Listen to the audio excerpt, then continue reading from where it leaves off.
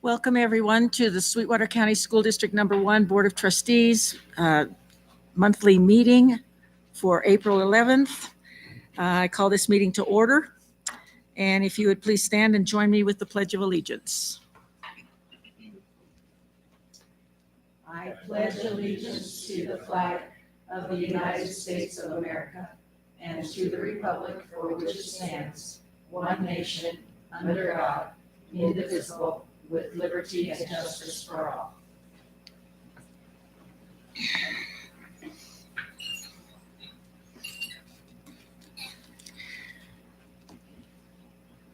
Just like students in our classrooms, it looks like we've got the foundation at the back of the room. You're welcome to come forward if you'd like.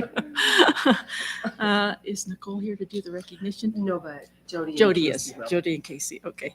We'll proceed with recognition. Awesome. Thank you. Good evening. Good evening, everyone. This evening, the Board of Trustees and Superintendent Kelly McGovern would like to recognize the following individuals. Excuse me, just a minute. Let's have the board come down. Okay. Come on down. Sorry, we're new at this. Thank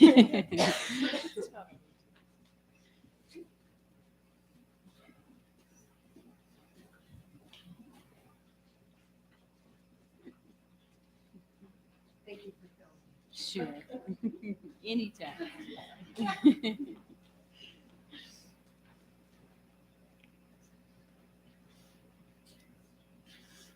All right, thank you.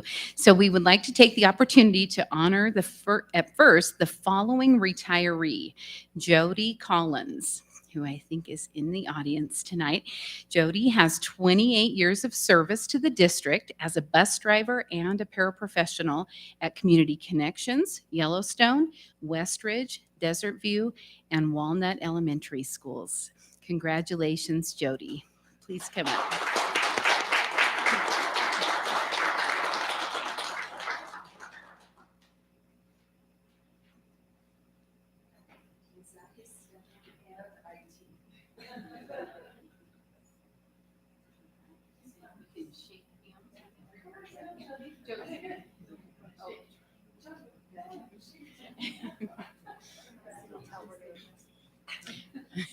Yes, sir. Okay. And Zach got the picture. Okay, good. Stephanie's not here.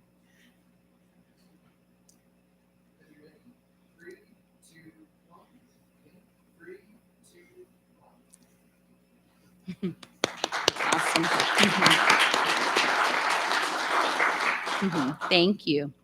All right, we'd also like to extend a thank you to the Sweetwater Number 1 School Foundation. Our district is fortunate to have a foundation board that works to extend classroom experiences for students, staff, and our community. The actions of the foundation board model community service and the importance of giving back and gratitude. Some of their many accomplishments include Carrie's Access Awards, college scholarships, beer and wine tasting event, and a yearly golf tournament. For this year, the foundation graciously provided $3,000 to purchase Chamber of Commerce gift certificates for parents, students, and staff attending our Steered Straight assemblies to support drug prevention and awareness and emotional learning. Lastly, the foundation provided $3,500 and joined efforts with the CAB staff to purchase home goods and products to include laundry detergent, shampoo, toothpaste, toothbrushes, body soap, dish soap, and paper products, just to name a few, for gift baskets for district families in need. These baskets will be given to families at the beginning of May. Thank you to the foundation board members, Mike Bloom, Leo Gray, Jean Legursky, Larry Fesselman, Irene Richardson, Stacy Jones, Mark Rubich, Carlos Salazar, and Jim Sade. Thank you. If you'll come forward and join the board up here.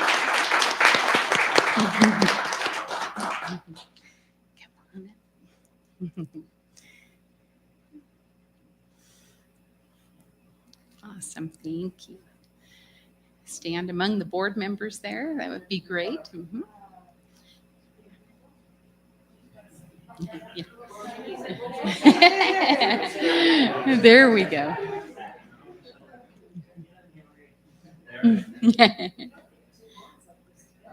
Yeah, awesome.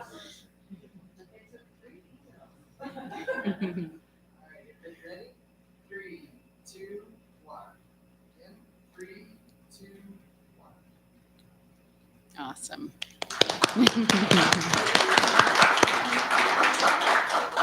Thank you so much. Thank you.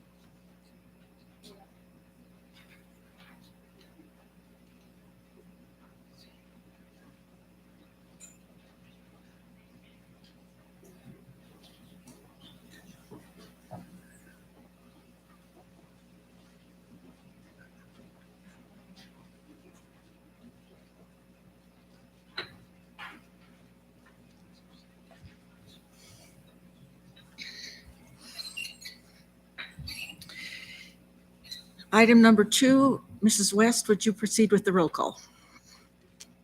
Mr. Reedy, Here. Mrs. Summers. Here. Mr. Mickelson, Here. Mr. Batolo, Here. Mr. Jackman, Here. Mrs. Thompson. Here. Chairman Jellicoe. Here. I would entertain a motion to approve the agenda. It's been moved by Mr. Mickelson. Is there a second? Second. Second by Mr. Jackman. All in favor, please say aye. Aye. Aye. Aye. Motion pass, or any opposed, nay? Motion passes. I'd also entertain a motion for the addendum. So moved. It's been moved by Mrs. Thompson. Is there a second? Second. Second by Mrs. Summers. All in favor, please say aye. Aye. Aye. Aye. Opposed, nay. Motion passes. Communications and correspondence, item number 3. If a member of the public initiates specific complaints or charges against an employee in order to protect the employee's rights to privacy and due process, the board will only hear those complaints or charges in closed session. The board encourages concerned individuals to file complaints using the appropriate district complaint procedure and appropriate forms which can be obtained from the district's website. As per policies BDDH and KD, please limit your comments to the board to one time. If your comments have been previously submitted in writing, please refrain from addressing this board a second time. Policies BDDH and KD continue to state questions asked by the public shall, when possible, be answered immediately by the chairman or referred to staff members present for reply. Questions requiring investigation shall be referred to the board or administrative staff for consideration and later response. We do have a couple of comments that were submitted in writing. Jessica Virgilio, and I apologize for the pronunciation, who is a parent. The public comment is bullying. The second comment, Jack Anderson, a community member. This question is for the board chairperson. Would you please update us on the situation with Lincoln School and the contractor? Thank you. Okay, the update is basically the stop work order is still in place. We have basically an OAC meeting on Thursday, an OAC meaning the owner, architect, and contractor meeting on Thursday that will try to work out with all the parties the district's concerns. So that's the next scheduled event. I would like to confirm and affirm the board's position. We had received, prior to July 21st, 2021, a report that documented asbestos in Lincoln School. And once we got that report, that was the reason for the recommendation and the resolution, which was passed unanimously on July 21st, 2021. That resolution, in essence, said that the contents of Lincoln School were to be demolished with the school, and that is out of those concerns for the asbestos in that building. So that is the update with the most current information that we have. And hopefully that answers Mr. Anderson's question. We'll now proceed to public comment in person. So if anyone has public comment, please come to the podium, state your name.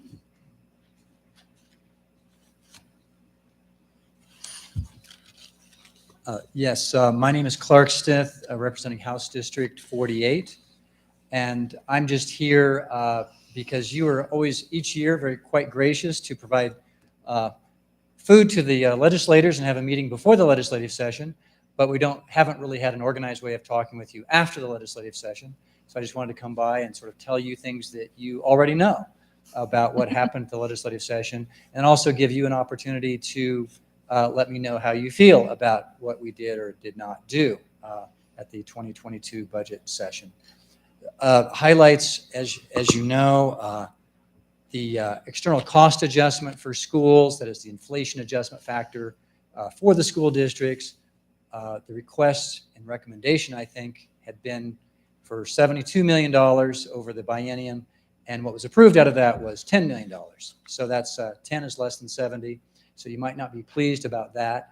On the other hand, I think the consensus was that some of the ARPA funds, are known as ESSER funds from the federal government, that have been made available, ESSER 1, ESSER 2, and ESSER 3, allow for a lot of flexibility for the school districts. And the sense was that the school districts could get along, get by for the next couple of years, or at least this year, on that. As you know, the House Bill 30, which authorized school districts to double their cash reserves from 15% of the school foundation program guarantee amount to 30%, that was approved. So to the extent that you have, sort of cash carryover or extra cash, you can save more and don't have to give it back. So I thought that was a plus. There was a couple of technical things that I thought were interesting in the area of both severance tax and federal mineral royalties. At the very back of the budget bill, tucked in a couple of obscure provisions, section 314 and 315, House Appropriations Committee was able to put in some extra money for K through 12, essentially. One sort of surprising thing is you think about severance tax, coal, oil, natural gas, Trona. Coal is now taxed at 7% for severance, oil at 6%, gas at 6%, Trona at 4%. Right now, the severance tax, none of it goes to schools. It's kind of odd, really, right? That the severance tax goes to other places, but does not go to support K through 12. So in section 314, what the provision in there says that essentially, if oil is over $65 a barrel, okay, the overage of that, about half of it will go to K through 12. And that's a big deal because essentially, if oil is at $90 a barrel for the next couple of years, and it goes up and down, it's very volatile.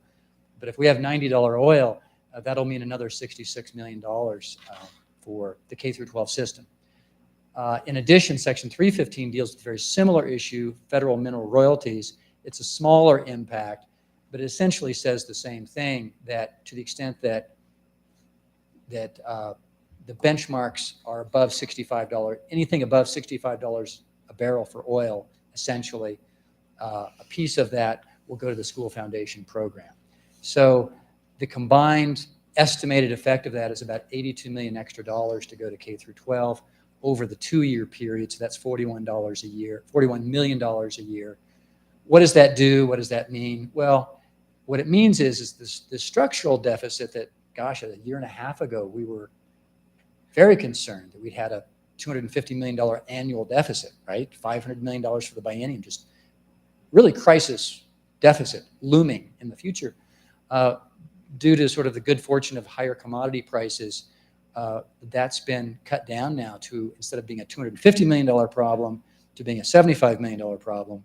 And then with this new budget amendment, it should cut it yet again in half. So again, that may or may not solve the school foundation or the school funding problem for the very long term, but for the foreseeable future, it does alleviate it a lot. So that's kind of the update on that. Um, Also, I think starting this month on the ad valorem taxes that we'll be receiving, we've gone to a much more complicated tax payment system for the minerals companies. They used to pay their taxes just like you would pay your property tax twice a year. After the coal bankruptcies a few years back, that got revised. So now the mineral companies have to pay their taxes monthly, not just for severance, but also for their ad valorem, or what I think of as like property or production tax.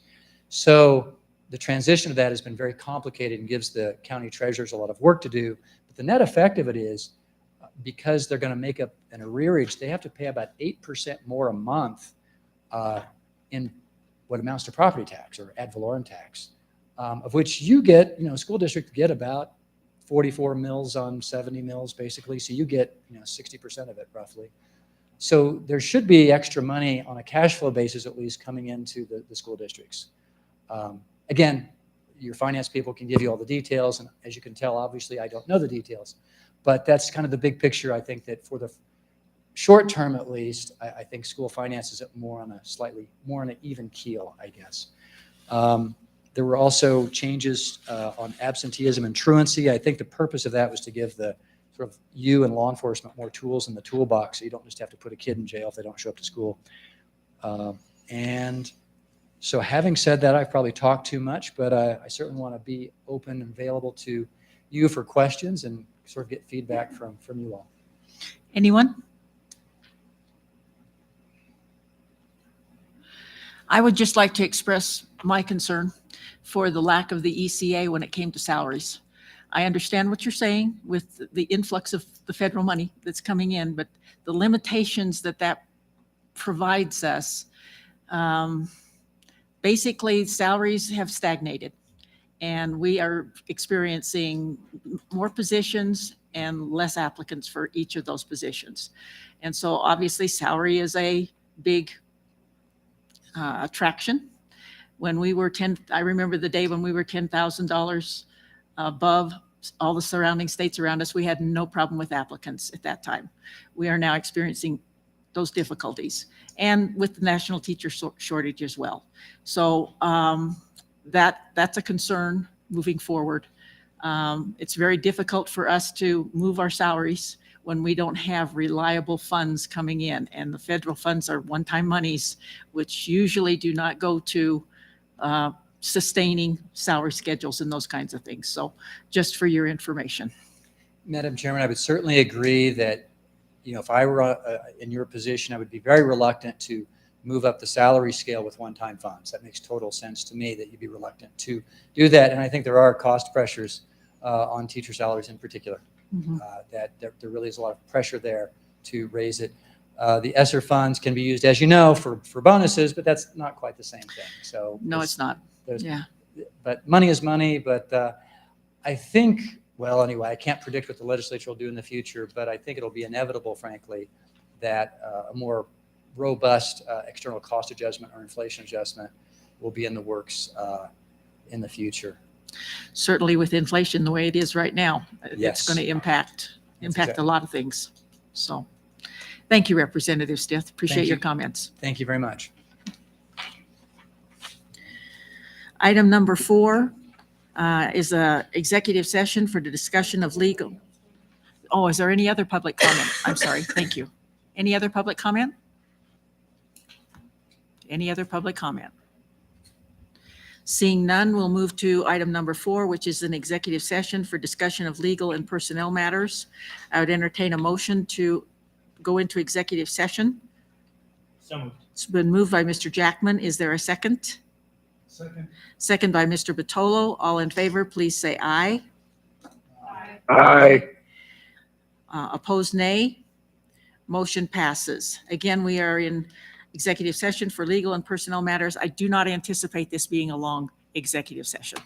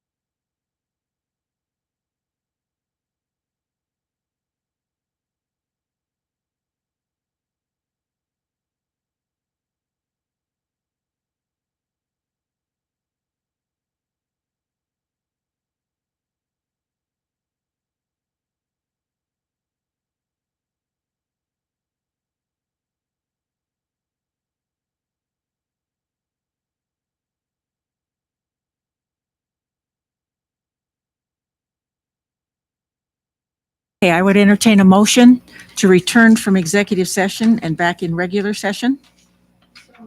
It's been moved by Mrs. Summers. Is there a second? Second. Second by Mr. Jackman.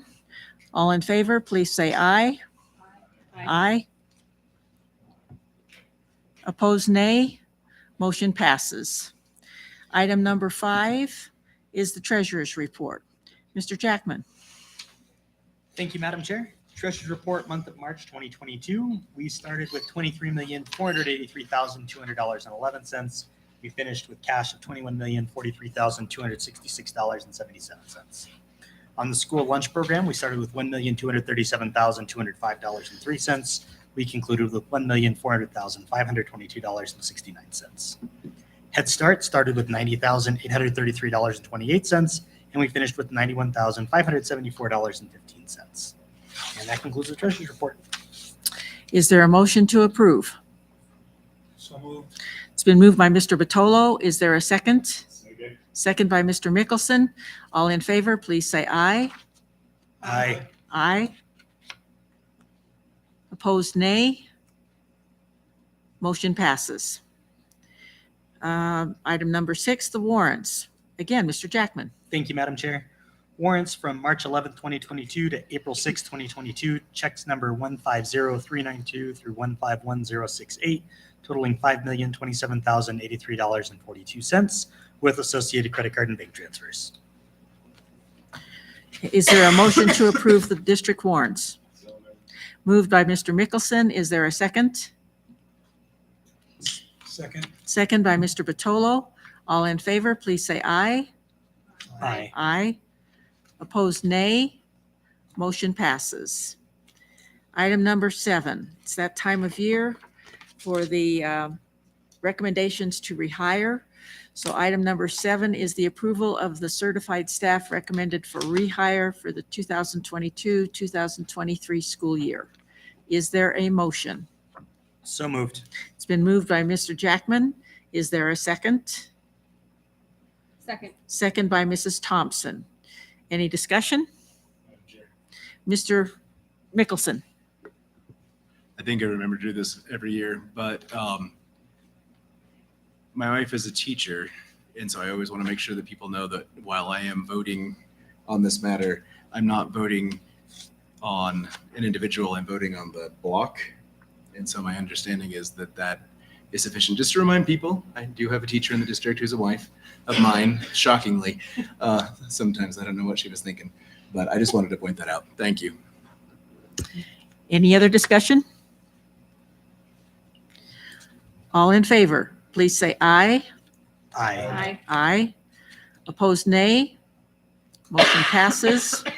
Welcome back to all of the certified staff that we just rehired. Item number 8 is approval for the administrative staff recommended for rehire for the 2022-2023 school year. Is there a motion? It's been moved by Mr. Mickelson. Is there a second? Second. Second by Mrs. Thompson. Any discussion? Hearing none, all in favor, please say aye. Aye. Aye. Opposed, nay. Motion passes. And again, welcome back for all of our administrators. Item number 9, the consent agenda. All matters listed under the consent agenda are matters about which the board has governing policies, implementation of which is delegated to the superintendent. They will be enacted in one motion in the order listed below. There will be no discussion of these items prior to the time the Board of Trustees votes on the motion, unless members of the board request specific items to be held and discussed separately and/or removed from this section. Minutes. 9A, approval of the minutes from the March 14th, 2022 regular meeting and public hearing.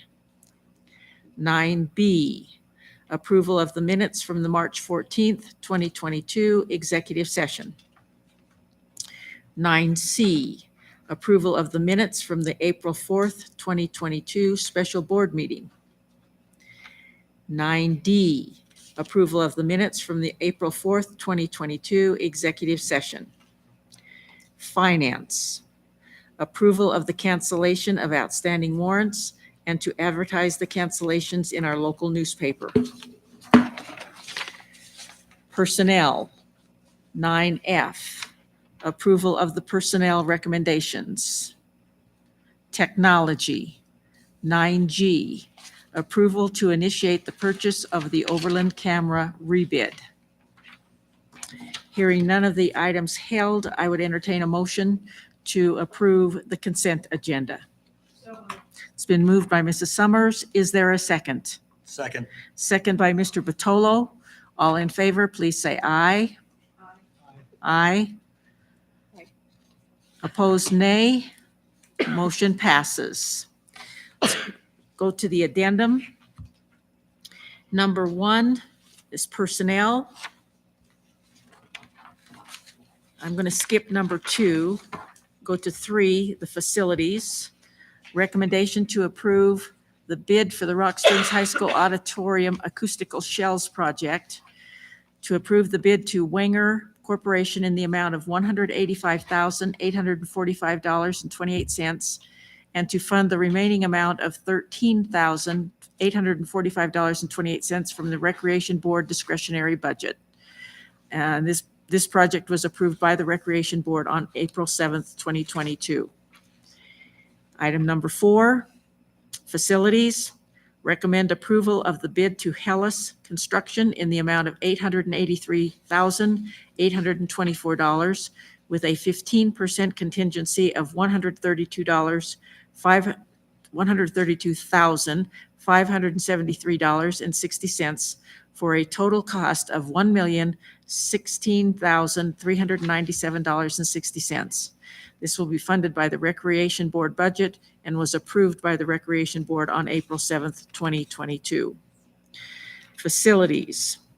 Recommendation to approve Long Building Technologies in the amount of $263,925 with a 20% contingency of $52,785 for a total cost of $316,710 for the upgrade of the pneumatic HVAC control system with direct digital control technology at Desert View Elementary School.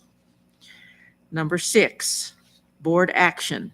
Recommendation to approve Convergent in the amount of $58,820 with a 20% contingency of $11,764 for a total cost of $70,584 for a mass notification system for the Overland School.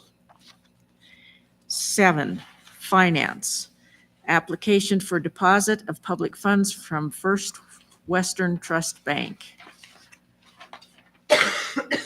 Number 8, nutrition services. Recommendation to renew the Department of Nutrition Services bid to purchase food product and supplies with Nicholas and Company for the 2022-2023 school year per the original 2021 Western Wyoming Food Co-op bid document, which provides the option for 4 one-year renewal periods to run July 1st to June 30th each year. Number 9, recommendation to approve school bus manager in the amount of $27,270 for the annual renewal of the Waypoint routing system. This would be from April 29th, 2022 to April 29th, 2023. Hearing none of those items held, I would entertain a motion to approve the addendum minus item number 2, which is for board information. Is there a motion? So moved. It's been moved by Mr. Jackman. Is there a second? Second by Mrs. Summers. All in favor, please say aye. Aye. Aye. Opposed, nay. Motion passes on the addendum. Okay, moving to item number 2 on the addendum, board information. The attached policies are for board information. A, policy JFC, the Student Code of Conduct. B, policy JFC-R, student conduct at school activities and on school-sponsored trips. C, policy JFCC, the student conduct of school buses, and D, policy JFCC-R, student conduct on buses. Item number 10, the board self-evaluation, labor relations. Anyone?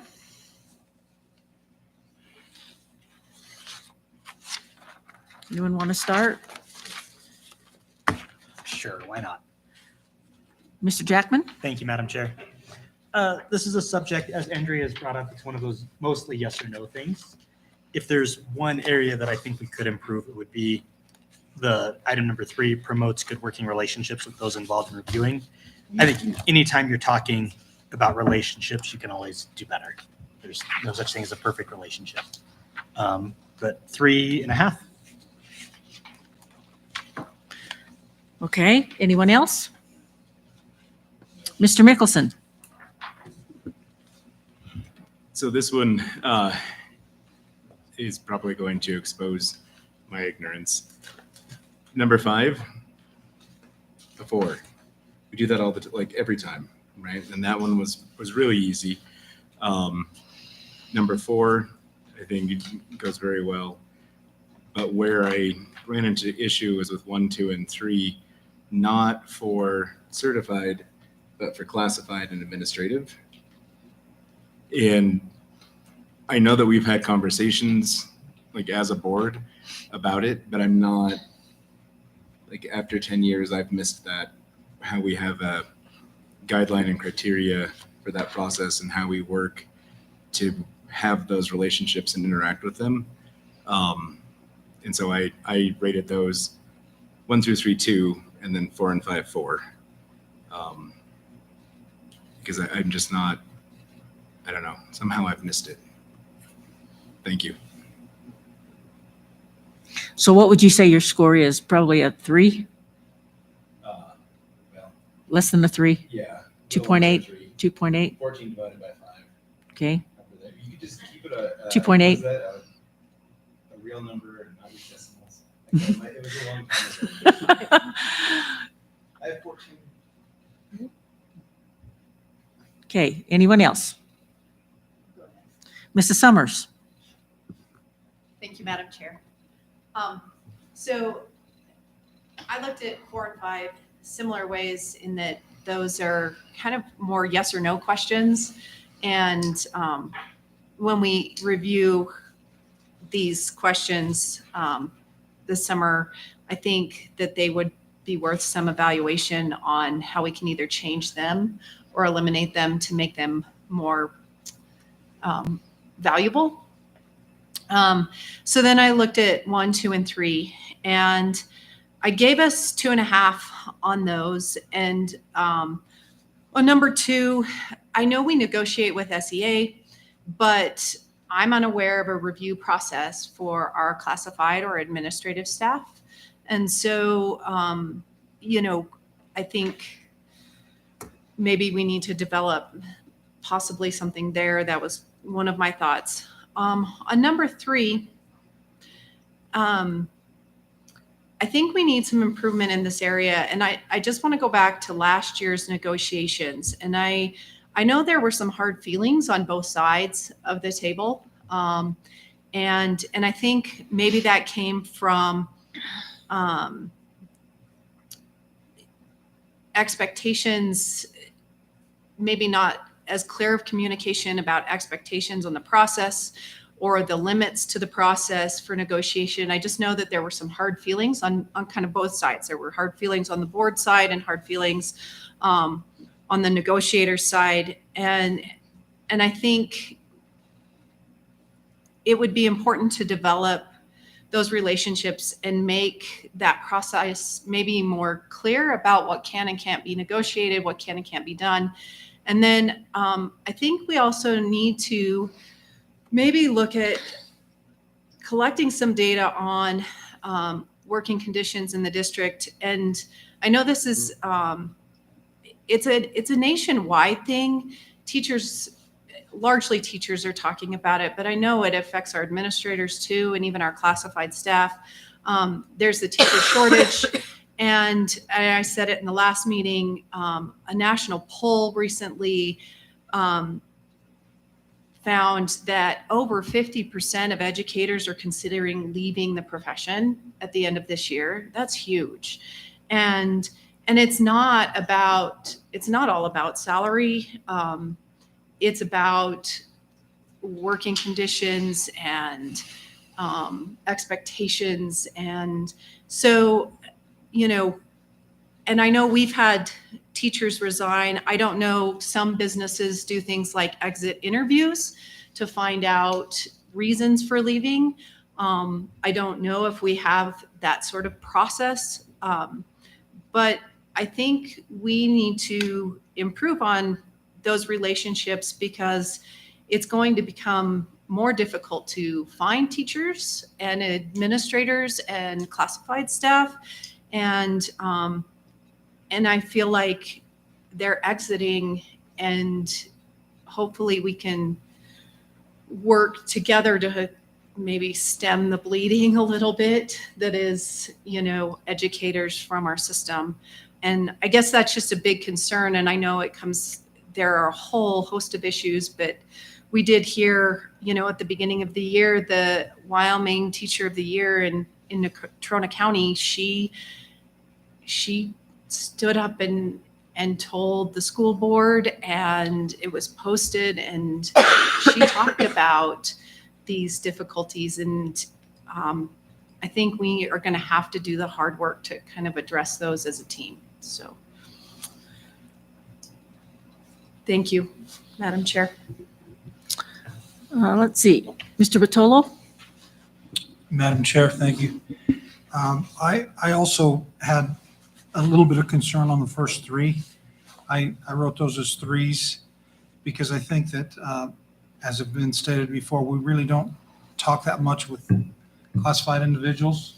I don't have very much interaction other than at home. I guess I do with my brother every now and then. But the number 2 and 3 are things that I think we could do better at, as far as being able to reach out and to interact with folks in a different way. I don't know exactly what that would be, but it seems like to me that the time that we talk and negotiate with teachers is while we're talking and negotiating with teachers. I think if we could find a way to interact in a different way, and I don't have an idea for that right now, but I think that would be a good thing. The last 2, 4, and 5, I think are yes or no answers, and I think the answer is yes to those. So I put a 3.5 also on this. Let's see, Mrs. Thompson? Madam Chair, I too flagged number 1 and number 3 and both gave them 3s. Number 2, I think I gave it like a 3.5. And then 4 and 5 were 4s. I guess for me, I have sat on negotiations for a few years, and it is a difficult process. It's called negotiations for a reason, and we're working to get to some commonality and some ground to accomplish what we want to do, which is provide as much as we can. And it has been difficult. When the money is flowing, it's great, but when money is tight, it is difficult trying to work to, I would wish we could do more, but sometimes it's a tough process. And of course, I'm always willing to hear how we can better the process, and open to ideas. And I guess I'm just willing to keep working on that relationship. Mr. Reedy?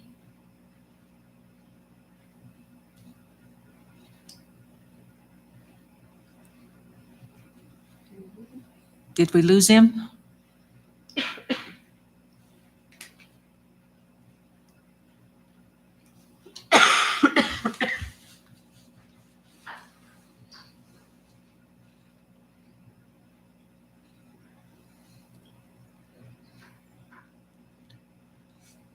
Okay, did we lose him?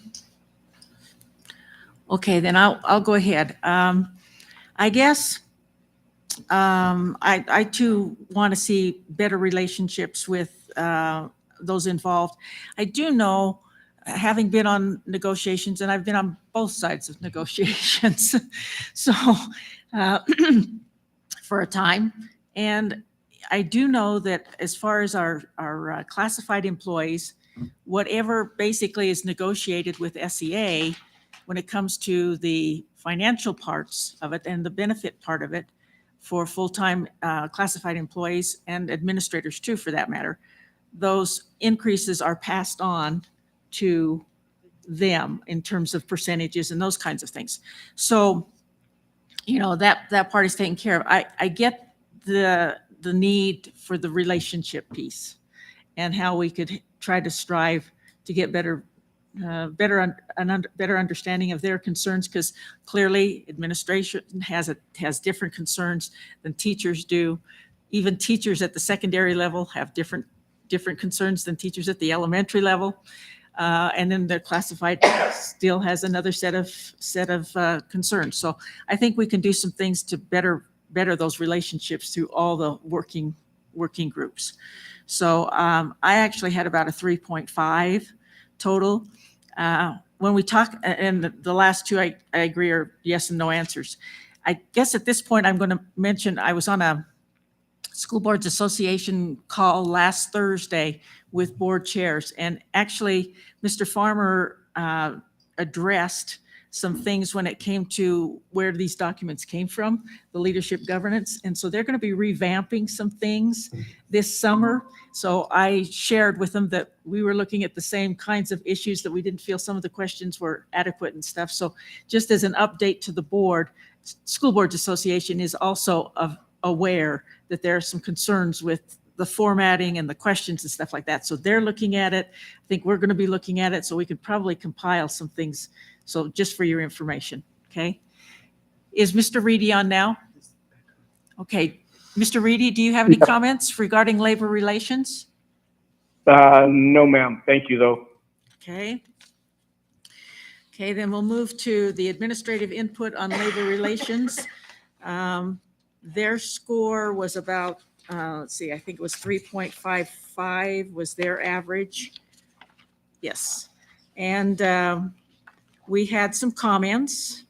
We do not have a John Smith on staff as an administrator, so I'm going to consider that an anonymous, a fictitious name and an anonymous comment.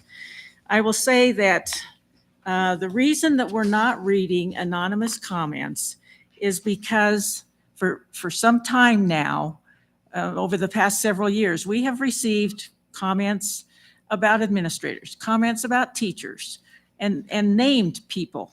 And we have chosen not to read those comments because they were anonymous. I don't see this as any different when it comes to the policy. And I know we've taken some ridicule for the fact that we're not reading these comments, but the bottom line is they're published. And the fact is that an anonymous comment is an anonymous comment. So if the individual is not willing to state their name as they come to the podium, they state their name, then we're not going to read them. And for very honest reasons, I believe it's for the protection of everyone, not just my fellow trustees in this situation, but for all staff. That's the policy that we have had, and that's the policy we will continue. Okay, let's move on to the book study. This time was chapters 5 and 6. Does anyone want to start with some comments? Sure, Madam Chair. Mr. Jackman. I think it was chapter 6, really interesting, because we do always talk about students and what they have going on in their lives, and they're not always strictly students, but I think we understate teachers are not always teachers. They also leave the classroom, surprisingly. And I think it actually really builds into Andrea's comments regarding the labor relations as well, and combining dozens of different pieces to make a whole person. Thank you. Anyone else? Mr. Batolo? I agree with what Mr. Jackman just said.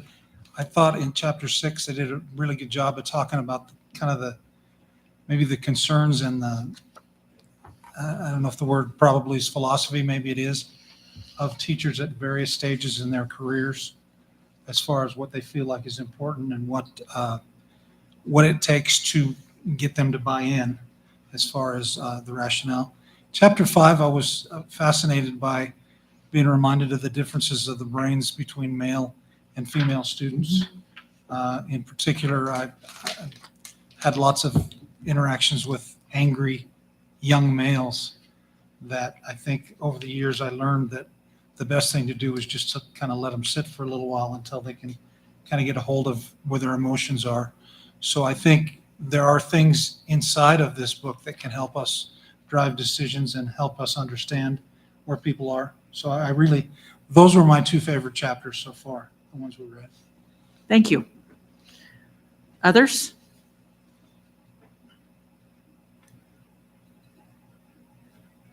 Mrs. Thompson?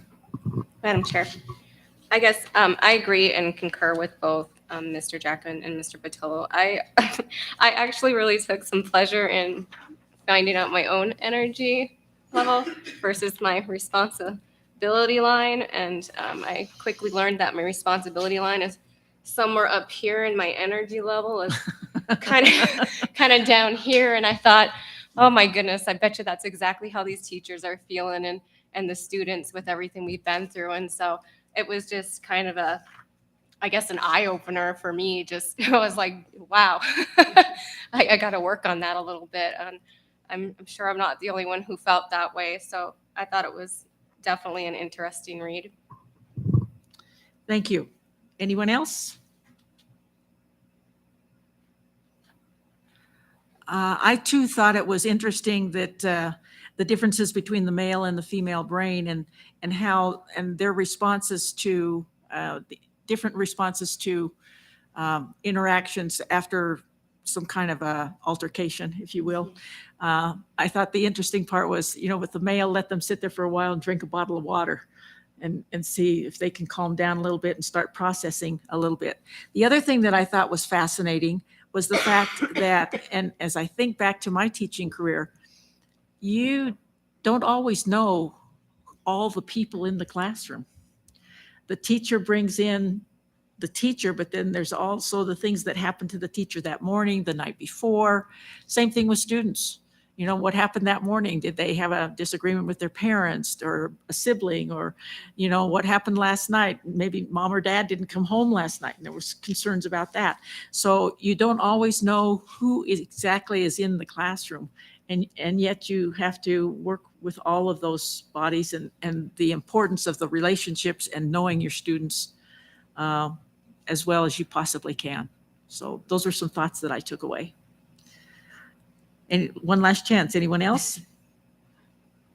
Okay, I'm going to suggest then, because the remainder of the book is quite small, that we just finish chapters 7 through 10 for next month. And we'll finish it up.